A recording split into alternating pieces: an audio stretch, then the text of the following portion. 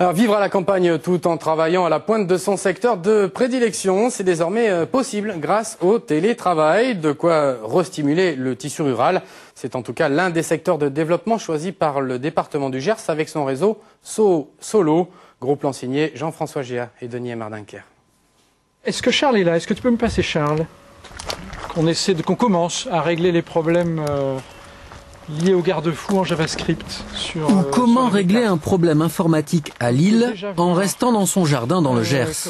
Gilles est programmeur de site internet et après des vacances dans le sud-ouest, il a décidé de changer de vie mais pas de job, quitter le nord pour vivre et travailler à Simore dans le Gers.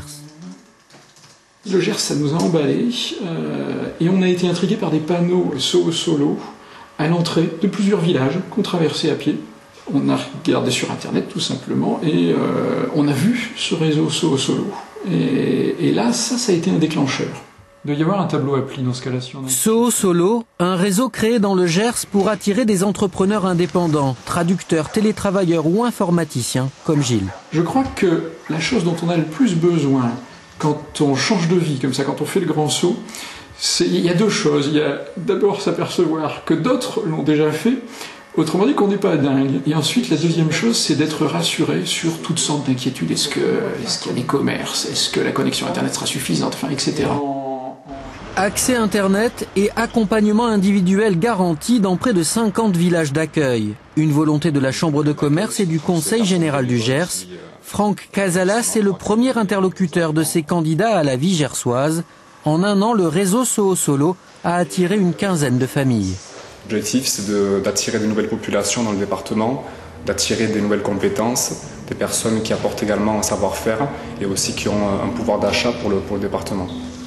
Quitter une grande ville dans le nord de l'Angleterre pour s'installer à la campagne en France. Carole et Martin Scott ont franchi le pas en 2003, parfaitement intégrés dans le village de Montguillem. Ces artisans britanniques font partie des 200 adhérents au réseau Solo, membres du comité d'accueil pour faciliter la vie des nouveaux arrivants. Il peut trouver une maison où, il peut louer un appartement où, c'est où les meilleures écoles, on peut faire les courses où, mais sur les choses, sur le métier, où est la chambre de métier, est-ce que je dois faire une formation, ça prend combien de temps, est-ce que je peux démarrer tout de suite, toutes des questions comme ça. La qualité d'accueil et la qualité de vie, argument du Gers pour attirer des créateurs d'entreprises, la promesse de travailler en solo sans pour autant se sentir seul. Allez,